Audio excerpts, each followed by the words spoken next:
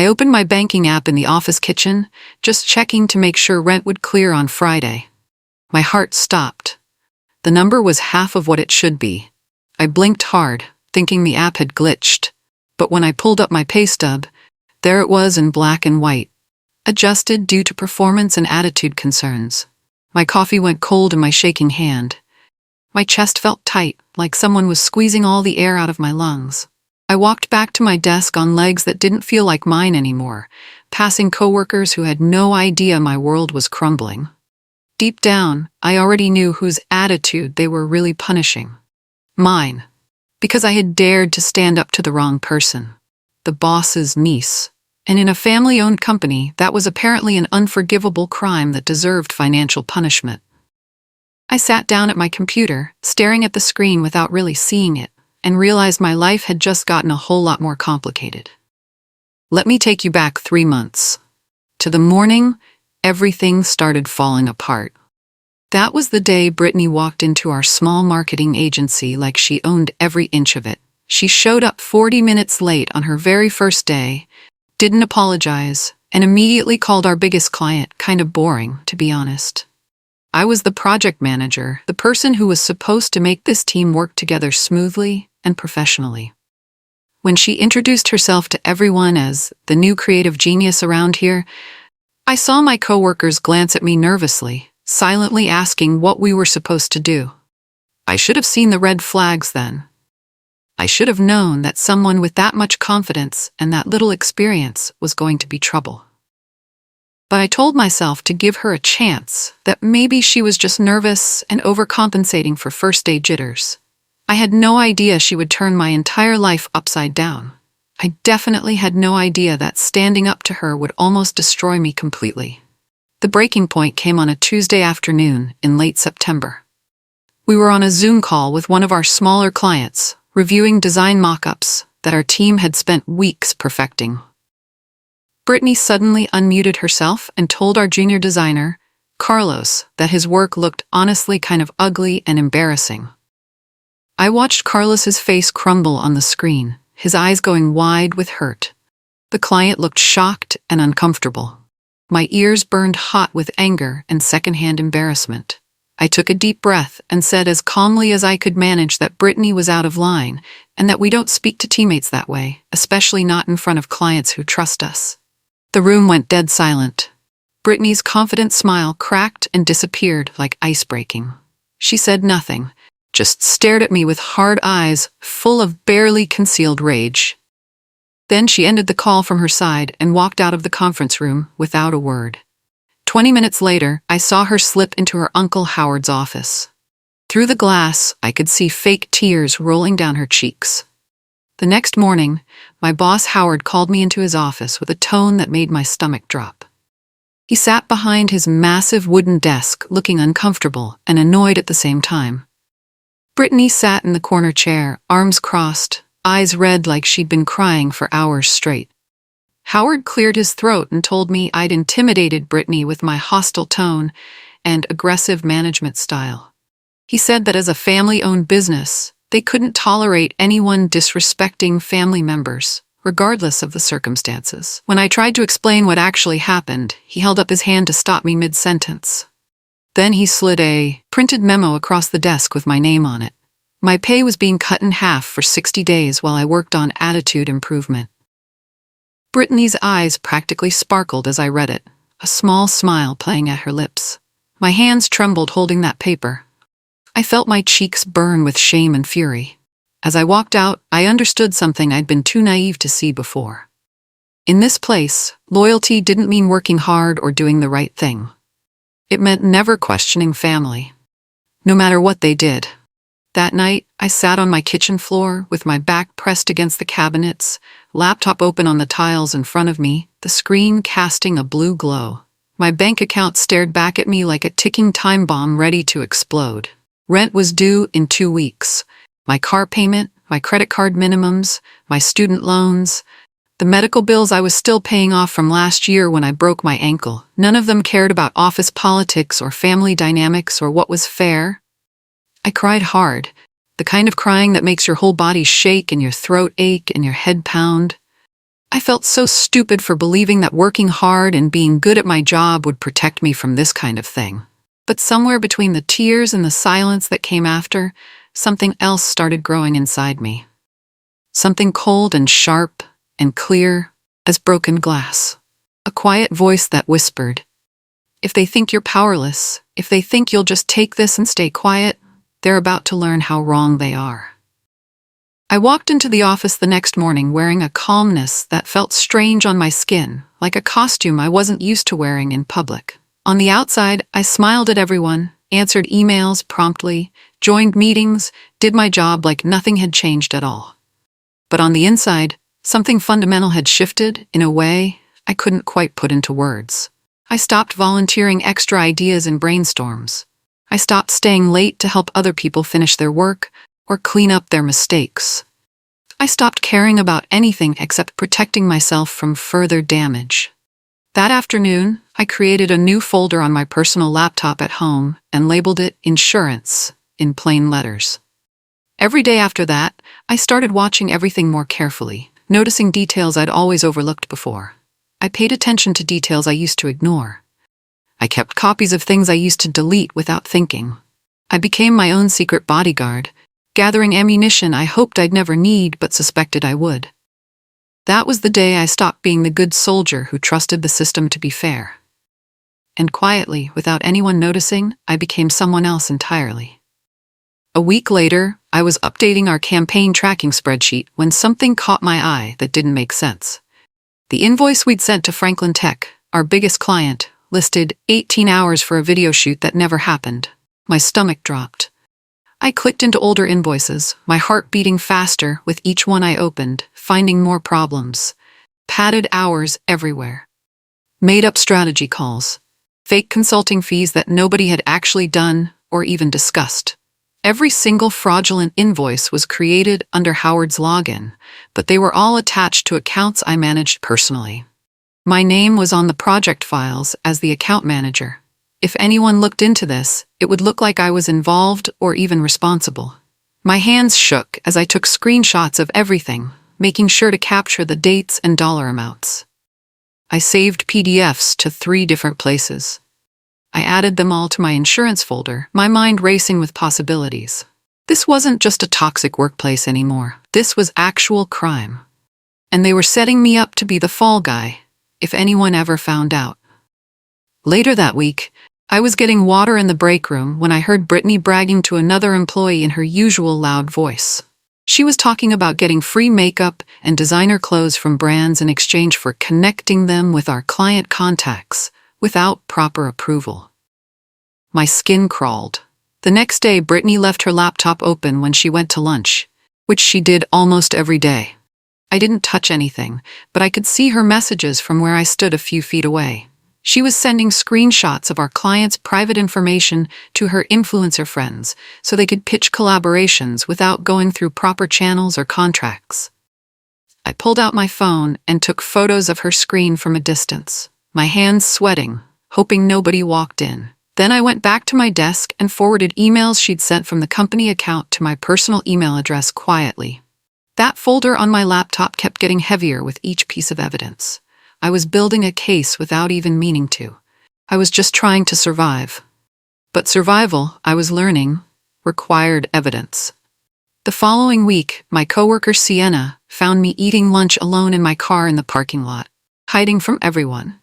She knocked on my window, and when I opened it, she asked quietly if I was okay, her face full of genuine concern. I looked terrible, and we both knew it from my red eyes and messy hair. I told her everything. The pay cut, the fake invoices, Brittany's side deals with client data that could get us all in trouble. Her face went completely pale. She looked around nervously, checking if anyone was nearby, then leaned in closer and told me something that made my blood run cold. I wasn't the first person this had happened to in this company. Another project manager named Kendra had raised questions about billing practices a year ago. 2 weeks after she spoke up, she was gone, fired without explanation. Just disappeared from the company with no explanation or even a goodbye email. Sienna's voice was barely a whisper when she said, "If you're going to fight this, you need to be smarter than she was. You need to protect yourself better." Her words felt like both a warning and a challenge. That night, I lay awake, staring at my ceiling, wondering if I was brave enough to do what Kendra hadn't been able to finish. I found Kendra on LinkedIn the next day and sent her a simple, careful message that wouldn't raise suspicion.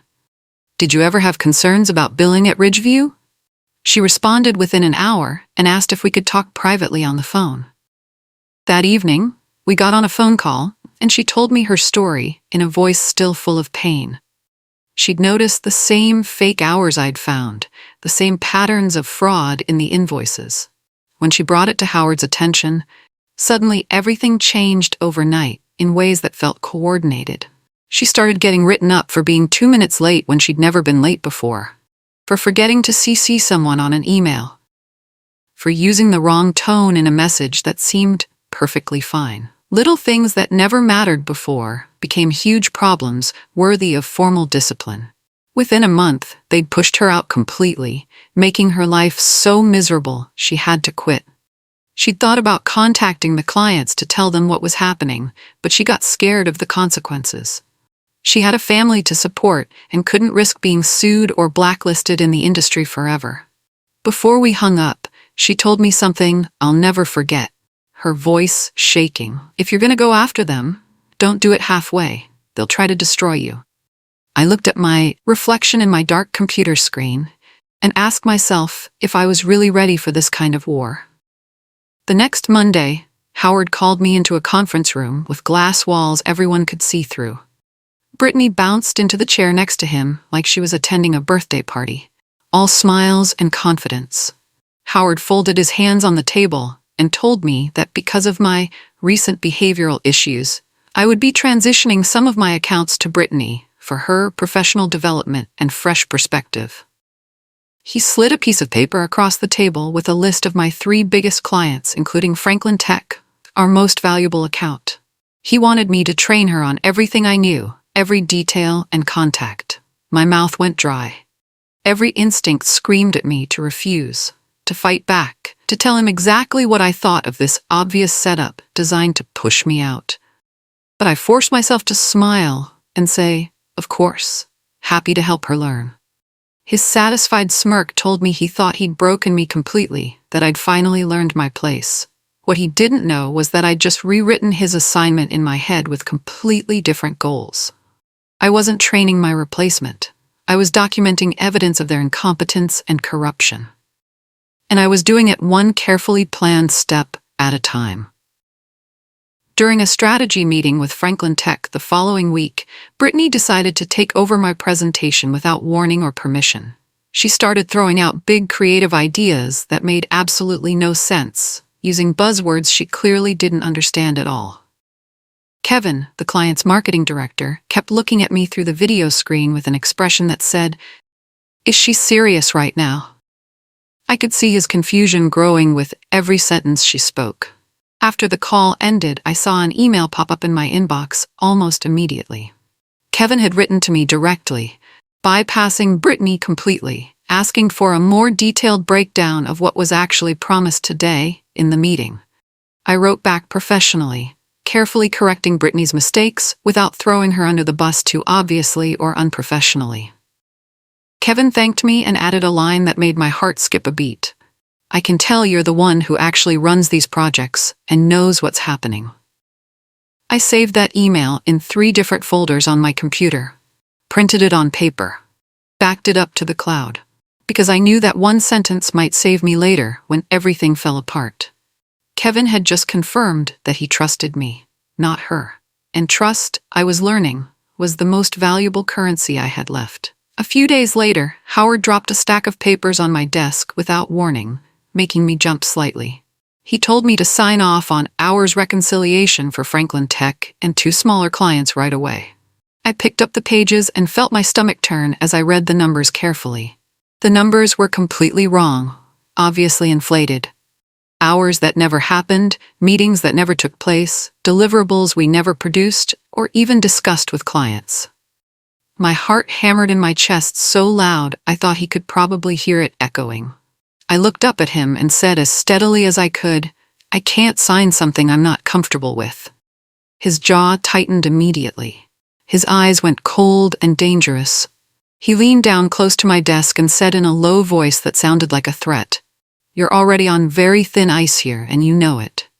Don't make this harder than it needs to be for everyone involved." I stood up, grabbed my phone, and walked toward the bathroom without signing anything, my legs shaking. What Howard didn't know was that before I left my desk, I'd started a voice recording on my phone, hidden in my pocket. Every single word he'd said was now saved as evidence on 3 different devices.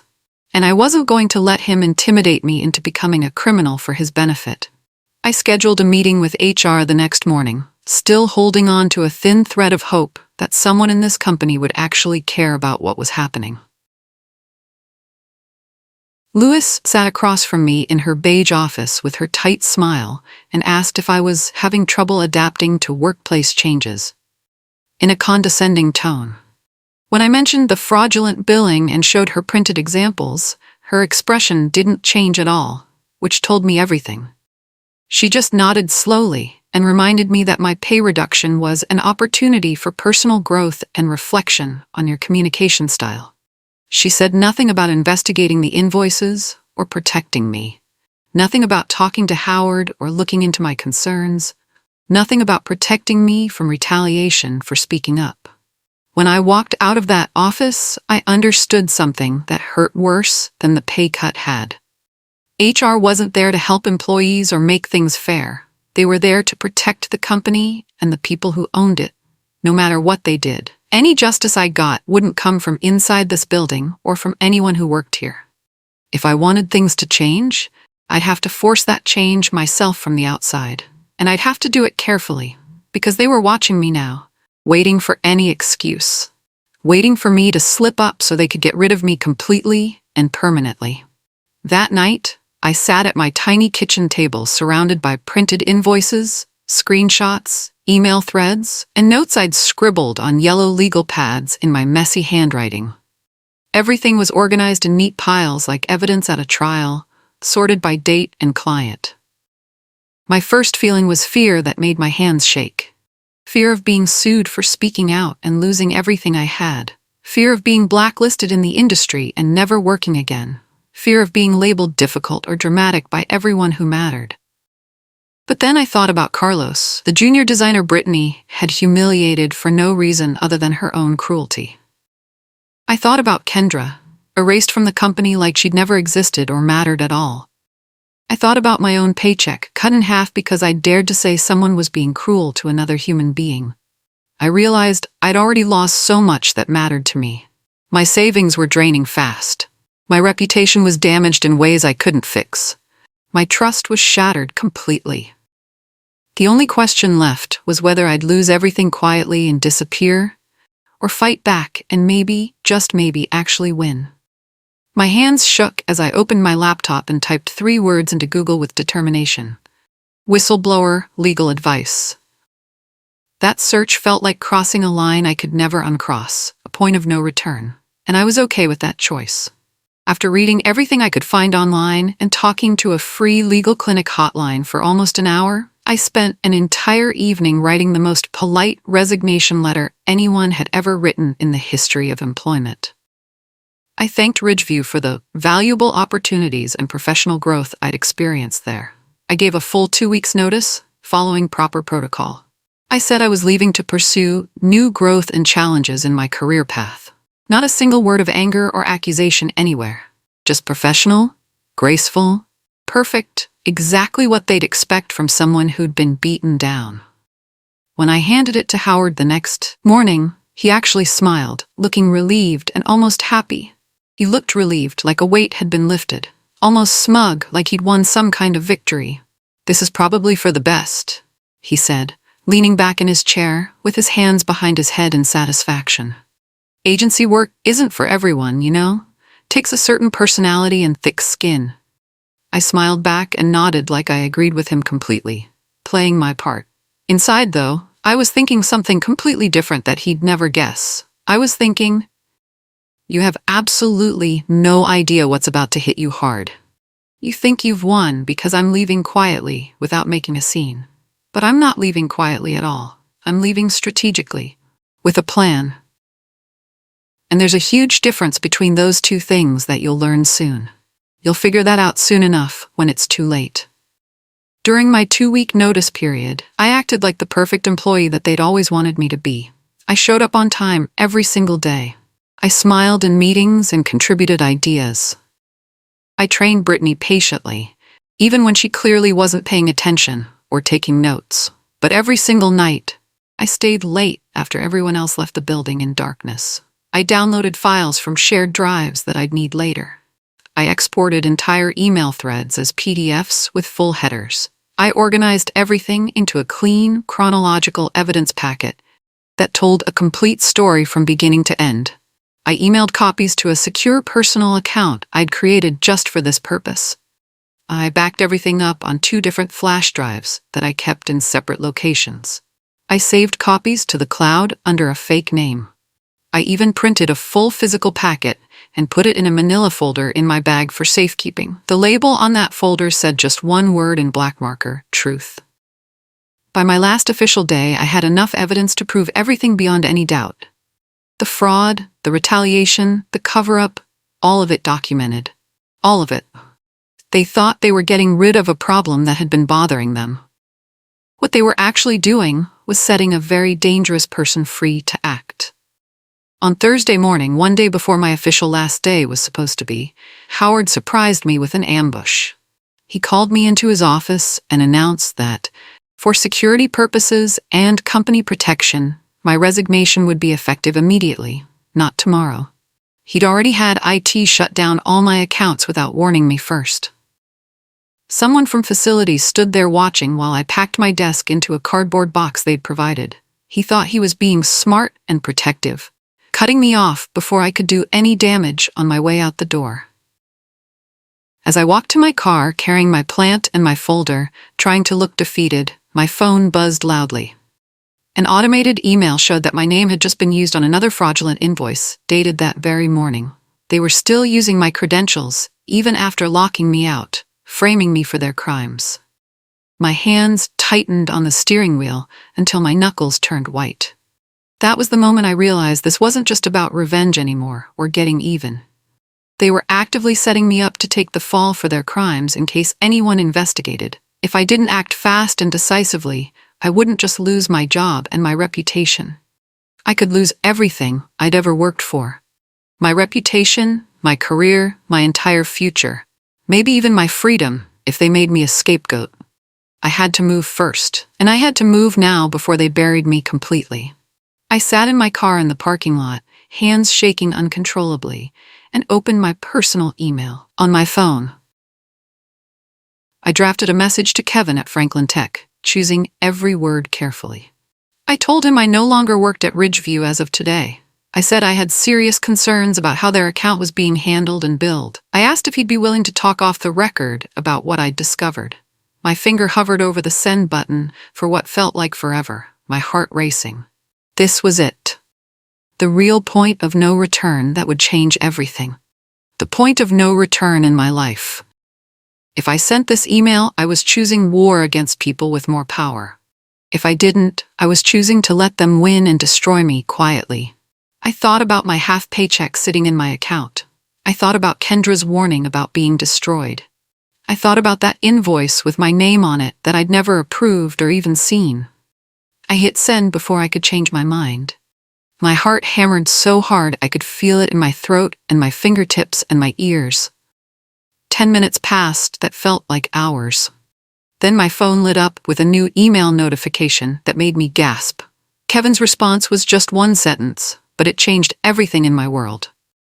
We've actually been suspecting something was wrong for a while now and investigating quietly. Let's talk immediately. That evening, I joined a video call with Kevin and 2 other people from Franklin Tech's finance team who introduced themselves formally. My voice shook at first, but I forced myself to stay calm and clear, remembering everything I'd practiced. I walked them through everything I'd discovered over the past few months. The padded invoices with fake hours. The fake hours and inflated numbers.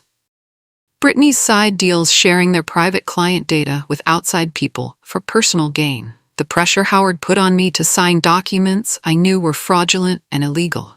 the pay cut I got for refusing to go along with their schemes. I shared my screen and showed them the files, the timestamps, the recorded conversations I'd captured on my phone. When I finished my presentation, there was a long, heavy silence that made me nervous. Then Kevin said something that made tears spring to my eyes unexpectedly. We needed this evidence desperately. We've been trying to prove it for months, but didn't have enough evidence to move forward. He told me they'd be involving their legal team immediately and possibly law enforcement depending on what they found.